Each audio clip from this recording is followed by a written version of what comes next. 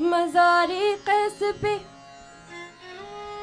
जब रूह लैला एक दिन आई तो अरमानों के मुरझाए हुए कुछ फूल भी लाई। लगी जब फूल रखने, लगी जब फूल रखने तो कब्र से आवाज ये आई, चढ़ाना फूल जाने मन।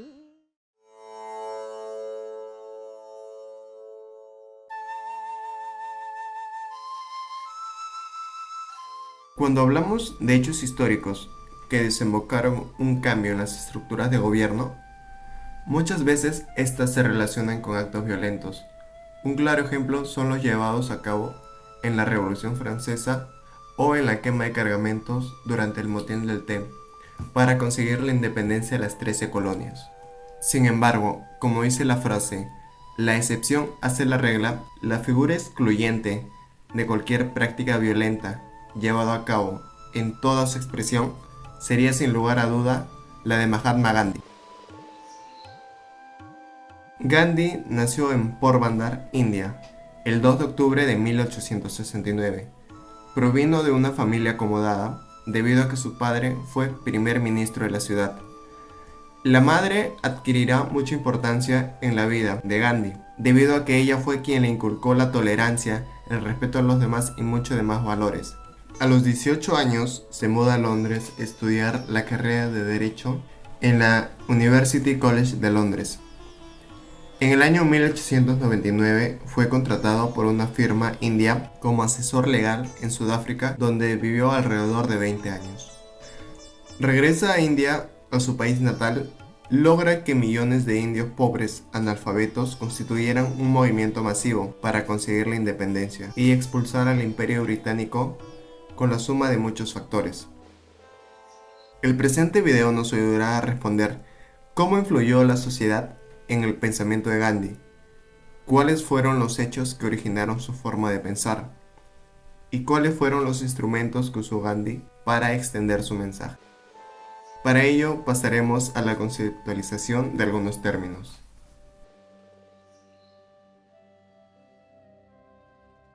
Satya.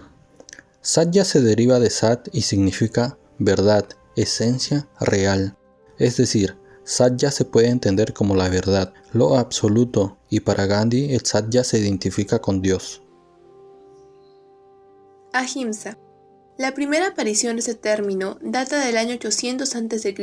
Mahatma Gandhi introdujo este concepto en Occidente y posteriormente lo asumieron los movimientos en favor de los derechos civiles, liderados por Martin Luther King.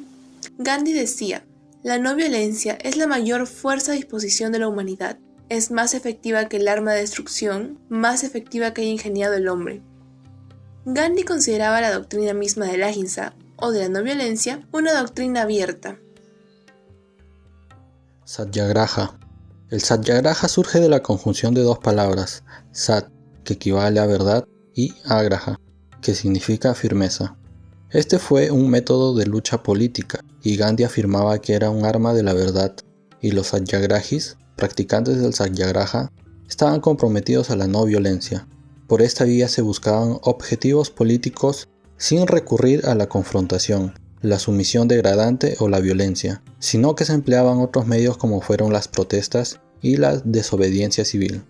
Por medio de la Satyagraha, sus practicantes mostraban su superioridad moral a los opresores, de manera que estos vieran que estaban equivocados tanto moral como espiritualmente. A su vez, a través de esta lucha los Satyagrahis se encaminaban hacia la verdad.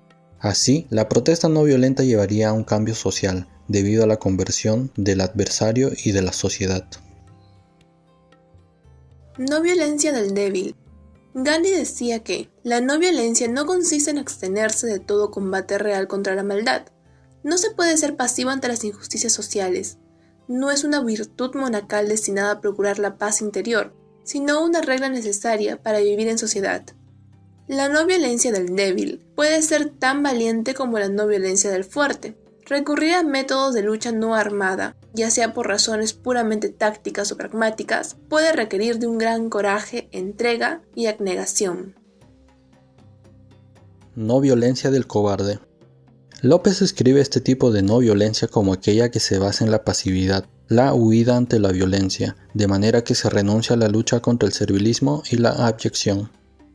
Del mismo modo, Pontara manifiesta que este término hace referencia a sediciosos no violentos, quienes no oponen resistencia al abuso y a la opresión debido al miedo y cobardía. La India durante la colonia británica, o más conocida como The British Raj. La India británica incluyó los territorios de los actuales países de Pakistán, India y Bangladesh. A partir de 1886, incorporó Birmania, que permaneció bajo esta administración unificada hasta 1937. En 1858, la India se convirtió formalmente en una colonia británica, y todas las posesiones de la Compañía de las Indias Orientales pasaron a manos de la corona. Los agricultores más poderosos se desplazaron hacia las actividades comerciales y prosperaron notablemente, mientras la gran mayoría que se quedó en el campo entró en un deterioro económico pronunciado. Colonialismo. De acuerdo con Macionis y Plummer, colonialismo hace referencia al proceso por el cual algunos países se enriquecen por medio del control económico y político de otros países. De la misma manera, Carr, Giddens, Duneyer y Applebaum mencionan que fue el proceso por el cual las naciones occidentales establecieron su dominio en varias partes del mundo. Hinduismo. Según el autor Luarte, desde una definición sociológica, el hinduismo y los hindúes son quienes nacen dentro de un grupo social indio, una casta, que se comportan según las reglas relativas a la pureza y el matrimonio, y que realizan los rituales obligatorios normalmente enfocados hacia alguna de las muchas divinidades hindúes. Según el autor Preciado, podemos definir a la casta como un grupo social endogámico, con una especialización ocupacional, es decir, los miembros de cada casta pueden casarse únicamente dentro de esta y deben seguir la ocupación tradicional. Pacifismo. De acuerdo con López, el pacifismo es la doctrina que surge como respuesta a la guerra. Además, se enfoca en la estimulación de las condiciones que hagan de la paz un estado y condición permanente en las relaciones de las personas, estados, naciones y pueblos. Asimismo, también hace referencia al conjunto de ideas y doctrinas que buscan la paz y se manifiestan en diversos ámbitos de la realidad, como pueden ser el político, religioso, filosófico, entre otros. En suma, el pacifismo es una de las más importantes vías para la consolidación de la paz.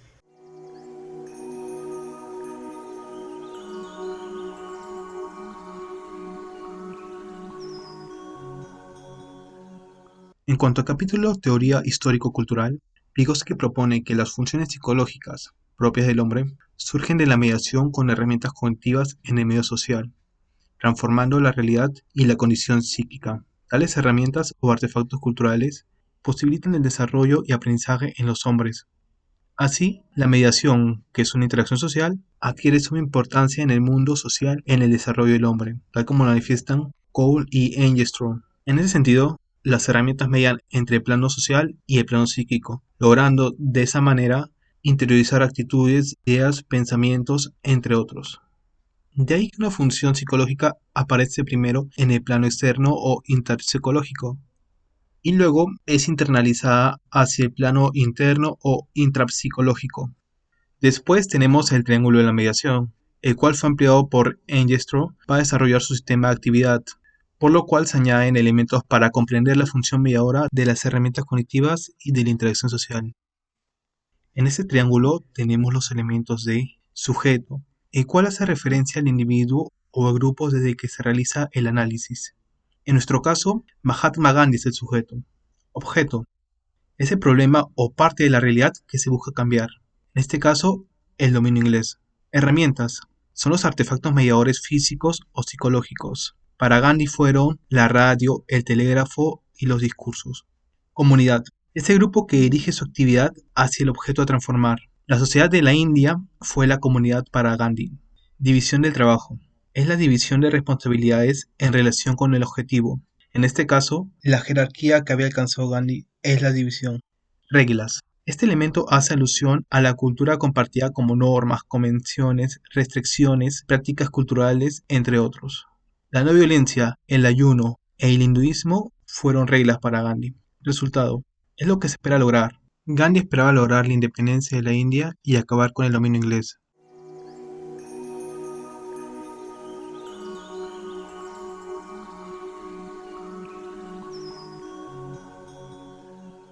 La mente de Gandhi.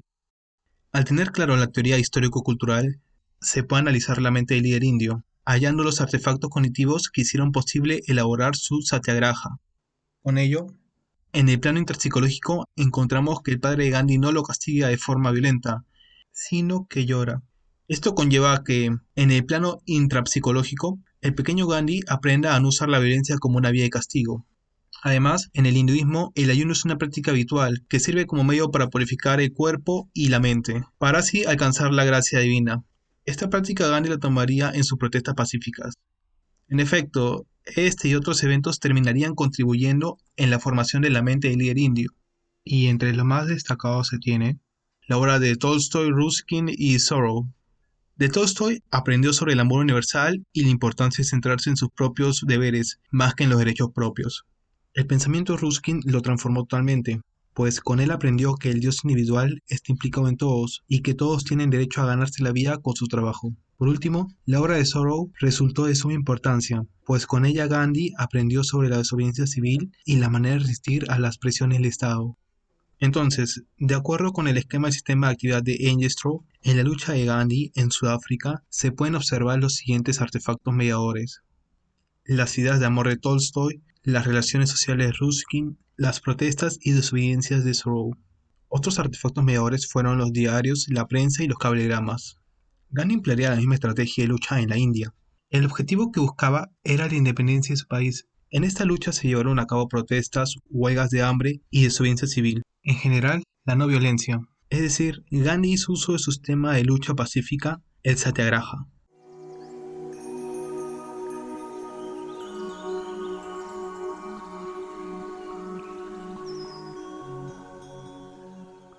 Profesor Walter Vega Jácome es historiador, es bachiller y licenciado en Historia por la Universidad Nacional Mayor de San Marcos y magíster en Historia por la Pontificia Universidad Católica del Perú. El contexto de la India durante la vida de Mahatma Gandhi. Buenas noches, ¿qué tal? Miren, el contexto histórico es bastante sencillo y también es fascinante. La vida de Mahatma Gandhi y de su obra ocurre en la primera mitad del siglo XX y ocurre unos añitos después también de la Segunda Guerra Mundial. Y básicamente es el contexto en el cual los grandes imperios coloniales que se habían fundado en el siglo XIX, los grandes imperios coloniales industriales, como son Gran Bretaña y Francia, habían sido duramente golpeadas, estaban totalmente debilitadas debido a los efectos de las dos guerras mundiales y a los efectos también del crack del 29.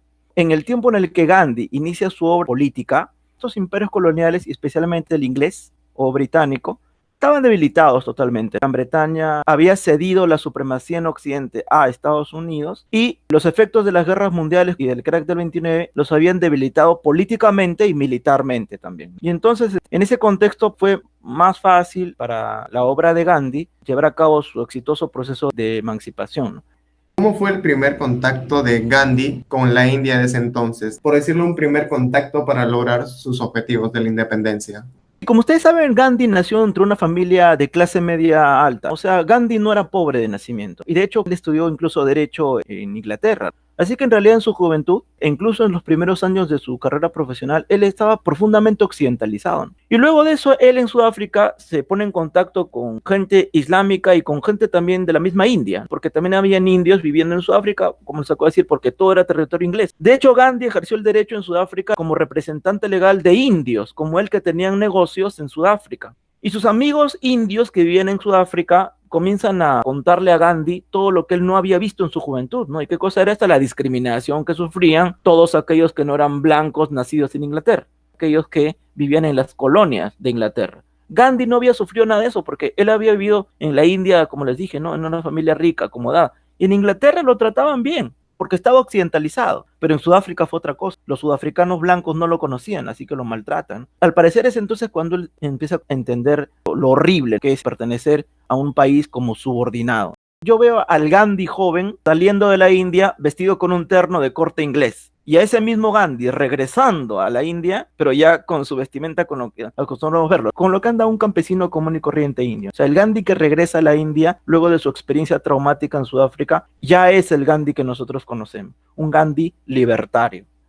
Y él entiende cuál es la herencia cultural de la India y es una herencia cultural que tiene que ver también con esta estrategia de la no violencia. Y tiene mucho que ver con el conocimiento que Gandhi tiene de la cultura porque el pensamiento, los hábitos de la cultura india, que es sumamente espiritual, propone como un elemento central la reencarnación. El hecho de que tú estás aquí en la vida y esta vida es nada más una de tantas. Recuerden que Gandhi seguía la religión hindú muy profundamente. Esta religión, la reencarnación, es un elemento muy potente que Gandhi va a utilizar políticamente, en el sentido que no importa cuánto te golpeen, no importa que incluso te maten, si a fin de cuentas esta es una vida de tantas y por lo tanto tú vas a reencarnar. Entonces la pregunta es, ¿por qué hacen esta resistencia pacífica? ¿Por qué le creen a Gandhi? ¿Por qué no toman las armas a pesar de que están sufriendo?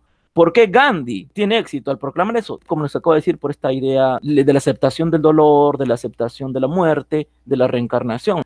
¿Qué pasó con el movimiento de Gandhi una vez ya lograda la independencia? Porque el aspecto principal, o sea, el objetivo principal ya se había logrado. ¿Qué pasó pues? Lo que pasa es que Gandhi fue un gran político, además de una persona muy inteligente y muy culta, pero todo tiene un límite. Y en el caso de Gandhi, lo que él no pudo prever es lo siguiente, ¿no? Que la India en realidad, si tú ves el mapa de la colonia llamada India, que era propiedad de los ingleses, medía un 80% o un 70% más de su actual territorio. ¿Por qué?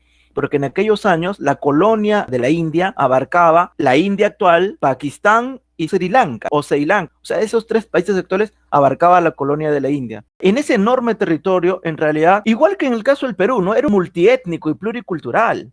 Y de hecho, en todo ese territorio habían muchas culturas, muchos pueblos, y sobre todo habían tres grandes religiones. El hinduismo, del que Gandhi era asiduo, el budismo, que no es lo mismo que el hinduismo, y la otra religión que había era el islam. Había musulmanes, y obviamente el islamismo es muy distinto al hinduismo y al budismo. En realidad, esos tres pueblos con esas tres culturas eran incompatibles. Pero cuando Inglaterra se retira de ahí y reconoce la independencia de la India, retiran a sus tropas de ocupación. Y una vez que retiran a sus tropas, emergen los odios, o mejor dicho, las discrepancias entre los habitantes de esas tres religiones. Así empiezan a surgir la violencia entre musulmanes e hinduistas. Y cada vez la violencia entre ellos se hace peor, hasta que finalmente ocurren masacres de islámicos contra hindúes, de hindúes contra islámicos, hombres, mujeres, niños son masacrados. Una cuestión de problemas políticos, pero también culturales, que fueron tan grandes que Gandhi no pudo ni preverlos ni remediarlos. Es por eso que Gandhi acostumbraba a hacer una especie de, entre comillas, chantaje, ¿no? Acostumbraba a hacer ayuno. Cada vez que se enteraba que en algún pueblo indio, musulmanes e hindúes se habían masacrado entre sí, él hacía una huelga de hambre. No comía nada, nada más una limonada, porque él esperaba que con eso la gente que lo quería en realidad recapacitaran y él prometía dejar su ayuno siempre y cuando cesara la violencia. Finalmente, él llegó a comprender que las diferencias culturales eran tan grandes que la coexistencia no podía ser. En un ámbito más social y más actual, ¿cree que sería posible lograr grandes cambios utilizando el método de la no violencia?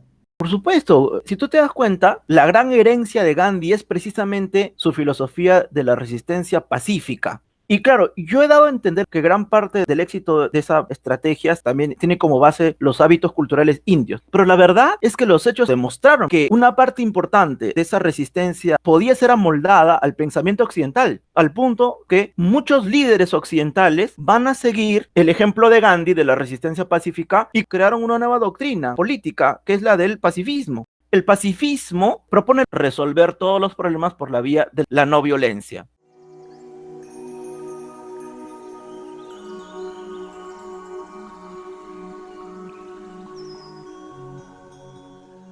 Está realizada a los estudiantes de la Universidad Nacional Mayor de San Marcos referente a la mente de Gandhi, tenemos como resultado que, en el primer enunciado, Gandhi afirmó que se debe enseñar con el ejemplo del ayuno y el autocontrol emocional. ¿Estos valores son obsoletos hoy en día? En la primera pregunta, un 24.4% está de acuerdo que los valores enseñados por Gandhi, como el ayuno y el autocontrol emocional, son obsoletos, en tanto que un 17,8% está en desacuerdo. En el enunciado número 2, Gandhi afirmó que la civilización moderna es egoísta y materialista. Esta es la realidad inmodificable. Con respecto a la segunda afirmación, un 37.8% concuerda con Gandhi en que la civilización moderna es egoísta e inmutable, frente a lo que se tiene un 24.4% que está en desacuerdo con lo expuesto anteriormente. En el enunciado 3, Gandhi conoció la manera de pensar de los libres británicos, lo cual valió para negociar con ellos. En la tercera pregunta, un 62.2% está de acuerdo en que Gandhi conoció la manera de pensar de aquellos líderes británicos. Por otro lado, un 15.6% no está de acuerdo ni en desacuerdo con esta información. Referente a la cuarta afirmación, señala que a raíz de la experiencia de Gandhi y su paso de ser un abogado indeciso a un líder político influyente, demuestran que el liderazgo es innato. Un 46.7% del total de 45 encuestados está en contra de lo dicho. Un 15.6% está totalmente en desacuerdo y solo un 8.9% está de acuerdo. En la quinta pregunta se expone que, tal como lo dijo Gandhi, la verdadera fuerza reside en el alma y la fe sin aplicar la violencia. Un 28.9% está totalmente en desacuerdo. Un 26.7% está en desacuerdo y un 22.2% está de acuerdo. La sexta afirmación nos dice que Gandhi veía en la violencia un síntoma de miedo y por ello creía que la no violencia era símbolo de superioridad moral. Frente a esto, un 44.4% está de acuerdo, un 17.8% no está de acuerdo ni en desacuerdo, y un 13.3% está en desacuerdo. En el enunciado número 7, señala que el método de la no violencia, el Satyagraha, era apto para vencer a un dictador como lo era Adolf Hitler. Cerca de la mitad, con un 46.7%, está en desacuerdo. Un 22.2% ni está de acuerdo ni en desacuerdo y un 20% está totalmente en desacuerdo. Y la última pregunta. A raíz de la humillación que sufrió Gandhi en Sudáfrica, la cual fue el motor de su creatividad política, ¿se afirma que la crisis nos ayuda a superarnos? Tenemos un 44.4% está en desacuerdo con ello. Un 35.6% se muestra totalmente de acuerdo. Y no se cuenta con cifras que estén totalmente en desacuerdo.